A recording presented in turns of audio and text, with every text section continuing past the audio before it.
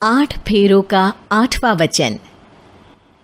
स्वाति ने इसी साल शहर के कॉलेज से पढ़ाई पूरी की है और अब उसके लिए जगह जगह से रिश्ते आने लगे हैं।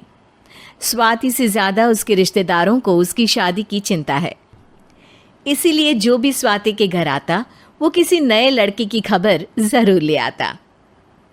अरे दीदी, ये फोटो देख के बताओ कैसा है। राहुल नाम है लड़के का, मेरी सहेली की बहन का बेटा है। अपनी स्वाति के साथ एकदम प्यारी जोड़ी लगेगी इसकी। ज़रा दिखाना, फोटो तो बढ़िया लग रहा है। कोई गलत आदत वादत तो नहीं है ना इसे? और कमाता कितना है? अरे कोई गलत आदत नहीं है दीदी, आप कहो तो एक मीटिंग करवा देती हूँ, फिर सब कुछ फाइनल कर लेना। हाँ हाँ, ये सही कह रही हो तुम। संडे को स्वाति के पापा भी घर पे ही रहेंगे। बुआ फिर वहाँ से चली जाती है और रात को स्वाति की माँ उससे कहती है, स्वाति बेटा, आज कमला बुआ ने एक लड़के की फ़ोटो दिखाई है। संडे को वो लोग मिलने आ रहे हैं, तैयार हो ना तुम बेटा। अरे मम्मी, आप कहाँ कमला बुआ के चक्कर में आ जाती हो? अभी इतनी जल्दी कोई शादी वादी नहीं करनी है मुझे। अरे बेटा, अच्छा लड़का है, बुआ जानती है उसे अच्छे से। हाँ स्वाति बेटा, एक बार मिल तो लो, बाद में देखेंगे आगे क्या करना है। वैसे तो कमला रिश्ता लाई है तो मना करने का तो कोई सवाल ही नहीं उठता।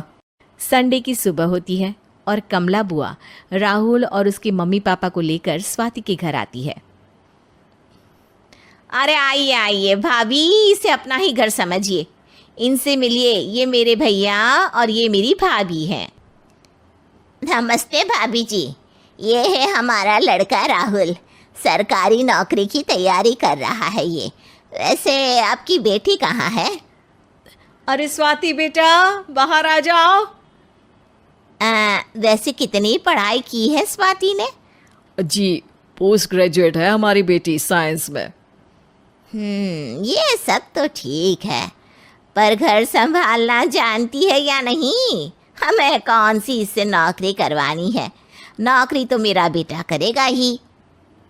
पर मैंने इतनी पढ़ाई की है और आप चाहती हैं कि मैं घर पर ही बैठी रहूं?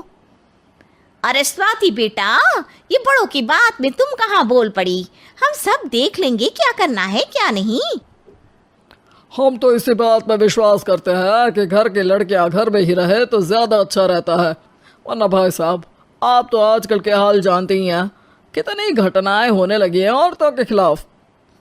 स्वाति बेटा, रसोई का काम तो पूरा जानती हो ना? शादी के बाद तुम्हें ही संभालना है वो सब। अरे बहुत अच्छा खाना बनाती है ये, आप सब लोग इसकी तारीफ करते नहीं थकेंगे। लो भाई, हो गई मीटिंग, अब शादी की तारीख फाइनल कर लेते हैं, क्यों भैया? भाई, हम तो पंडित जी से चर्चा करने के बाद ही तारीख फाइनल करेंगे। सालों से हम उनकी बातें मानते हुए आ रहे हैं। लड़के वाले और कमला बुआ की बातें सुनकर स्वाति एकदम नाराज़ हो जाती है और उसे लगने लगता है कि शादी के बाद उसे घर पर ही बैठना पड़ेगा।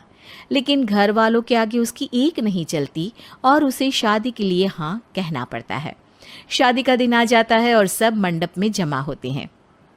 अब फेरों का समय हो गया है, अब कन्या अपने वर से 7 वचन मांगेगी। आप किसी धार्मिक आयोजन में जाए तो मुझे भी ले जाएंगे। आप मेरे माता पिता का भी बराबरी से सम्मान करेंगे, हमेशा मेरा साथ निभाएंगे। आपको दोनों परिवार की जिम्मेदारियां बखूबी निभानी होगी। हर ज़रूरी बात में मेरी भी राय लेंगे। आप सभी गलत आदतों से दूर रहेंगे। आप मेरे अलावा किसी और औरत से कोई गलत संबंध नहीं बांधेंगे। ये 7 वचन पूरे हुए, वर क्या तुम्हें ये सारे वचन मंजूर है? जी हाँ पंडित जी, मैं सारे वचन अच्छी तरीके से निभाऊंगा। अरे वाह वाह, बढ़िया तरीके से सब काम संपन्न हो गया। तो इसी के साथ विवाह संपन्न हुआ और आज से ये दोनों पति पत्नी हुए। 1 मिनट पंडित जी, अभी एक वचन लेना बाकी है। अब कौन सा वचन है बेटा? मैं अब हमेशा के लिए किसी दूसरे घर में जाने वाली हूँ, तो पति के अलावा मैं अपने सास ससुर से भी एक वचन लेना चाहूँगी। अब कहो बेटी।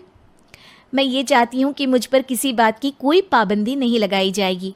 मुझे सब कुछ करने की आज़ादी होगी और मैं भी विश्वास दिलाती हूँ कि मैं एक अच्छी बहू बन के दिखाऊंगी। स्वाति की बात सुनकर उसके सास ससुर एकदम चौंक जाते हैं और कुछ बोल नहीं पाते कि उतने में कमला बुआ बोल पड़ती है। अरे बेटा, ये भी कोई कहने की बात है? रानी बन के रहोगी तुम तो। वचन देने से पहले सोच लीजिए, क्योंकि शास्त्रों में वचन ना निभाने वालों के लिए नरक से भी बदतर सजा लिखी है। स्वाति की चालाकी से वहां मौजूद सब लोग प्रभावित हो जाते हैं और लोगों में बदनामी ना हो जाए, इस कारण स्वाति के सास ससुर को उसे वचन देना पड़ता है। और कैसी अपशकुन वाली बातें कर रहे हैं आप पंडित जी? हमें मंजूर है बेटा तुम्हारी शर्त। स्वाति अपनी समझदारी से अपनी बात अपने ससुराल वालों से मनवा लेती है और खुशी खुशी राहुल से शादी कर लेती है। अब से हर शादी में मैं खुद 8 वचन दिलवाऊंगा। ओम मंगलम मंगलम मंगलम।